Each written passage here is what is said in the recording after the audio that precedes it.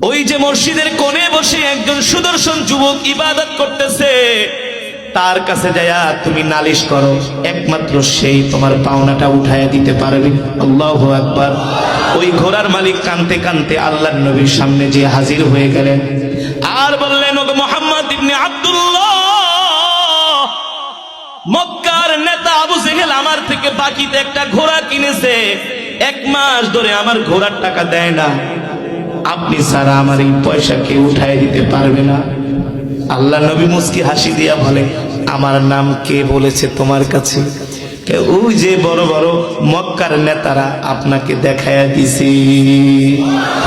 আল্লাহ নবী মুস্কি হাসি দিয়া বলে, ইনশিমাই, চলো আমার সাথে, চলো আবু জেহেলের বাড়িতে চলো।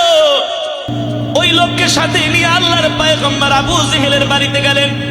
আবু জেহেল ঘরের ভিতরে আরাম করতেছে, আল্লাহর নবী ঘরের দরজার সামনে যায় ডাক দিছে, তাল ইয়া আবু জেহেল উখরুজ মিনাল বাইত উখরুজ মিনাদ দার। আবু জেহেল ঘর থেকে বের হও। আল্লাহু আকবার। আল্লাহ নবী এক ধমক দিছে, আবু জেহেল ঘর থেকে বের হও।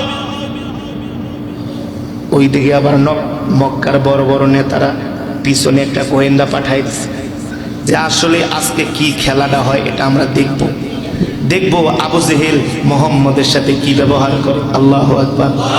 আমরা তো বিচার আচার করে ফেল মারছি, আমরা তো বেচারার পয়সা উঠায় দিতে পারি নাই। দেখি আজকে